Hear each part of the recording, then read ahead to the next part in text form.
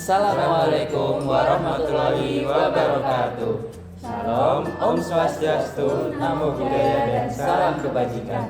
Dalam hal pemenuhan tugas mata kuliah jaringan komputer, di sini kami akan memaparkan materi mengenai jaringan komputer dan jaringan protokol internet. Namun sebelum itu, izinkan kami untuk memperkenalkan kelompok kami terlebih dahulu. Dengan saya, Arthur Eriko Berluan, 3 digit NIM terakhir 164. Dan saya, Muhammad Dafariski, dengan 3 digit NIM terakhir 152. Saya, Dwika Wijaya Ardana, dengan 3 digit NIM terakhir 161. Saya, Naila Arfus Kustiawan, dengan 3 digit NIM terakhir 155. Saya, Ivi Ardani Karisma, dengan 3 digit NIM terakhir 165. Tanpa banyak cengcong, langsung saja Mari kita simak pembahasannya.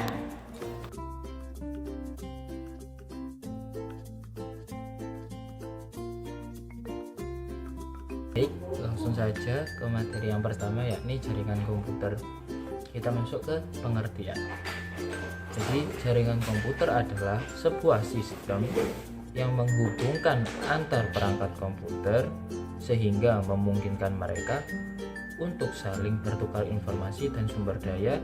Dalam jaringan komputer, perangkat yang terhubung bisa berupa komputer pribadi, laptop, tablet, smartphone, printer, server, dan masih banyak lagi. Perangkat-perangkat ini terhubung menggunakan media transmisi seperti kabel atau sinyal nirkabel. Jaringan komputer adalah suatu sistem yang menghubungkan berbagai perangkat komputer agar dapat saling berkomunikasi dan saling bertukar informasi. Di sini ada berbagai jenis media transmisi seperti kabel tembaga, serat optik, atau sinyal nirkabel seperti Wi-Fi atau Bluetooth dan jaringan seluler. Dengan adanya jaringan komputer, pengguna dapat mengakses data dan layanan secara bersama-sama, meningkatkan produktivitas, serta memungkinkan implementasi berbagai teknologi yang canggih seperti komputasi awan atau cloud computing dan Internet of Things dan komunikasi real time. Selanjutnya adalah fungsi jaringan komputer. Yang pertama, berbagi sumber daya. Jaringan memungkinkan pengguna untuk berbagi sumber daya seperti printer, scanner, dan storage secara bersama-sama. Ini dapat menghemat biaya dan meningkatkan efisiensi. Yang kedua, dari segi komunikasi. Jaringan menjadi wadah untuk bertukar informasi dan berkomunikasi antar negara atau antar pengguna. Kita bisa berkirim pesan, melakukan panggilan video conference, dan berkolaborasi secara daring atau online dengan mudah. Yang ketiga, akses informasi. Jaringan menyediakan akses ke berbagai informasi yang tersimpan di server atau komputer lain. Ini memungkinkan kita untuk browsing internet, mengakses email, dan menggunakan berbagai aplikasi yang berbasis jaringan. Yang keempat, hiburan. Jaringan menjadi sarana untuk menikmati hiburan seperti bermain game online, streaming film, dan mendengarkan musik secara bersama-sama. Oke, next ada jenis dari jaringan komputer. Nah, ada beberapa jenis nih dari jaringan komputer. Yang pertama ada local area network. Nah, jaringan ini menghubungkan perangkat dalam area yang terbatas, seperti di rumah, di kantor, ataupun di sekolah. Yang kedua ada metropolitan area network. Nah, jaringan ini mencakup wilayah geografis yang lebih luas daripada jaringan yang sebelumnya, seperti di kota ataupun di beberapa kawasan industri. Yang ketiga ada wide area network. Nah, jaringan ini menghubungkan perangkat komputer yang berjauhan secara geografis, seperti antar kota, antar negara, ataupun bahkan antar benua. Lalu yang keempat ada juga nih, personal area network. Jadi jaringan ini digunakan untuk perangkat pribadi kita, seperti koneksi Bluetooth antara HP dan juga laptop. Next ada topologi jaringan komputer. Jadi topologi ini adalah cara menghubungkan komputer satu sama lain di dalam sebuah jaringan yang sama. Jenis-jenisnya yaitu ada topologi bus. Nah, di topologi ini, semua perangkat terhubung ke kabel tunggal yang sama. Namun, ada kekurangan di topologi bus ini. Topologi ini sederhana, namun rentan terhadap gangguan. Yang kedua ada topologi star. Jadi di topologi ini, semua perangkat terhubung ke hub atau switch pusat. Nah, topologi star ini memudahkan dalam pengelolaan sebuah jaringan. Yang ketiga ada topologi mesh. Di topologi ini, perangkat terhubung secara langsung satu sama lain. Nah, topologi ini juga menawarkan fleksibilitas dan kehandalan yang sangat tinggi. Yang keempat ada topologi ring. Di topologi ini, semua perangkat terhubung ke dalam bentuk lingkaran atau bentuk ring. Nah, data mengalir secara searah atau dua arah di dalam jaringan. Namun, di topologi ring, jika salah satu perangkat mengalami gangguan, maka semua jaringan bisa terputus. Yang kelima ada topologi tree. Topologi ini merupakan gabungan antara topologi star dan juga topologi bus. Nah, topologi ini memiliki struktur hierarkis dengan node pusat dan beberapa cabang. Topologi ini cocok untuk jaringan berskala besar seperti di perusahaan ataupun di kampus. Yang keenam ada topologi hybrid. Nah, jadi topologi hybrid ini merupakan kombinasi dari dua atau lebih topologi jaringan yang berbeda-beda. Topologi hybrid ini fleksibel dan dapat disesuaikan dengan kebutuhan jaringan kita. Di dalam topologi hybrid, pengelolaan lebih kompleks dibandingkan topologi sebelumnya.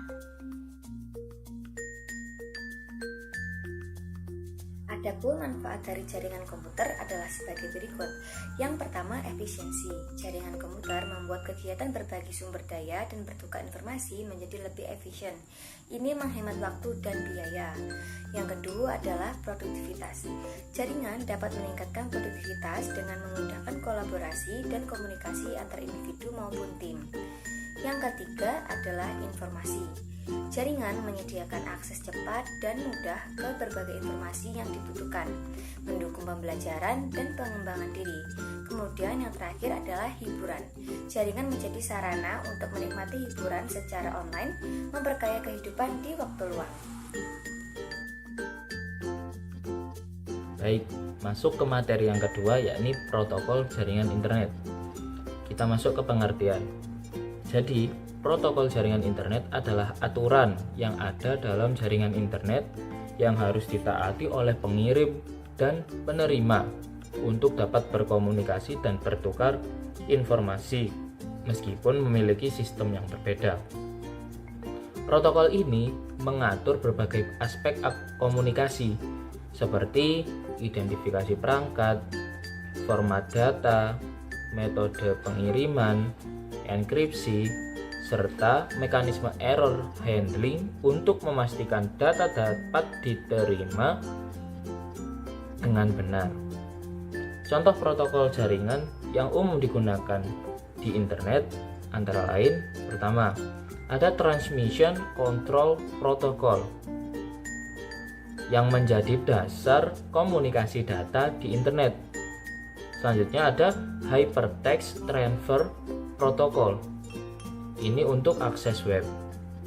Selanjutnya adalah File Transfer Protocol untuk mengirim file. Dan yang terakhir, Simple Mail Transfer Protocol yang digunakan untuk mengirim email.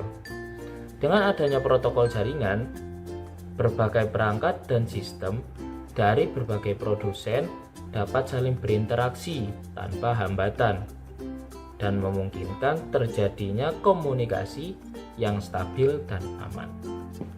Next. Halo, di sini saya ingin menjelaskan tentang apa itu fungsi dari protokol jaringan internet. Secara umum adalah untuk menghubungkan pengirim dan penerima dalam berkomunikasi dan bertukar informasi supaya dapat berjalan dengan akurat dan lancar. Fungsi lain dari protokol adalah sebagai berikut. Encryption sebagai pelengkap informasi yang akan dikirim bersama dengan alamat, kode-kode koreksi, dan lainnya. Paket data ini dinamakan dengan frame. Data kemudian dikirimkan dalam blok-blok dan dikendalikan oleh protokol data unit PDU, di mana masing-masing PDU berisi kontrol informasi dan data.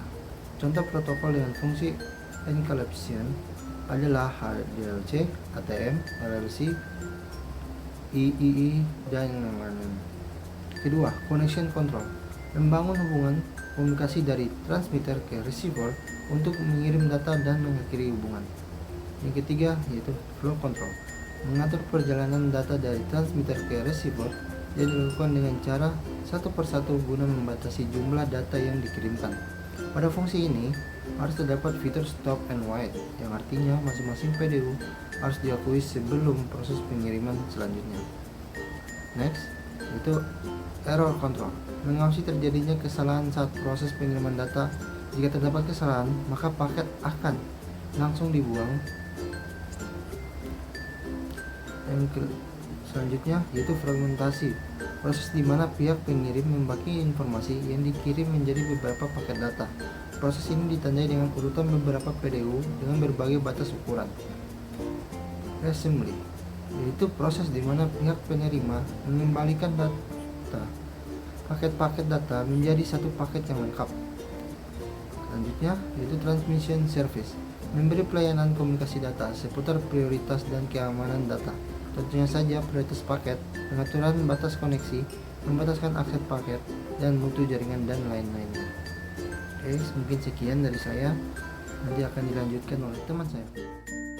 Adapun jenis-jenis protokol jaringan internet, yakni yang pertama adalah Ethernet, yakni jenis protokol yang menggunakan suatu metode akses berupa GSMA atau CD, yakni Carrier Sense Multipath Access atau Collision Detection. Yang kedua adalah Local Talk, yakni jenis protokol yang dikembangkan oleh perusahaan Apple yang ditunjukkan untuk komputer Macintosh dengan metode GSMA atau CA. Yang ketiga adalah Token Ring, yakni jenis protokol yang dikembangkan oleh perusahaan IBM dengan metode akses pengiriman informasi yang berada di dalam satu lingkaran protokol. Kemudian ada FDDI, Fiber Distributed Data Interface, yakni jaringan protokol yang dipakai untuk menyambungkan beberapa komputer dengan type area lokal yang meliputi wilayah jarak jauh. Metode yang digunakan adalah dengan token dan topologi ring kembar. Selanjutnya ada TCP atau IP, Transmission Control Protocol atau Internet Protocol, yakni jenis standar komunikasi data yang terdiri dari sekumpulan protokol dan dipakai oleh komunitas internet secara global. Selanjutnya ada UDP, User Data Program Protocol, yakni jenis protokol lapisan transport TCP atau IP yang mendukung komunikasi unreliable dengan connectionless antara host dalam jaringan yang menggunakan TCP atau IP. Selanjutnya ada ICMP, Internet Control Message Protocol, yakni jenis protokol yang digunakan oleh sistem operasi komputer jaringan untuk mengirim sebuah pesan kesalahan pada jaringan yang digunakan. Kemudian ada HTTP, Hypertext Transfer Protocol, yakni jenis protokol yang digunakan oleh WWW World Wide Web sebagai sebuah identitas utama dalam jaringan internet untuk mengakses situs atau website. Selanjutnya ada HTTPS, Hypertext Transfer Protocol Secure, merupakan jenis protokol versi aman dari HTTP yang dijadikan sebagai sebuah protokol komunikasi dari www. Selanjutnya ada FTP, File Transfer Protocol, yakni jenis protokol internet yang berjalan di dalam lapisan aplikasi sebagai standar untuk mengirimkan berkas komputer antar mesin dalam sebuah interwalk. Sekian dari pemaparan materi hari ini. Semoga dapat bermanfaat dan dapat dipahami dengan baik. Kurang lebihnya kami mohon maaf. Terima kasih. Wassalamualaikum warahmatullahi wabarakatuh.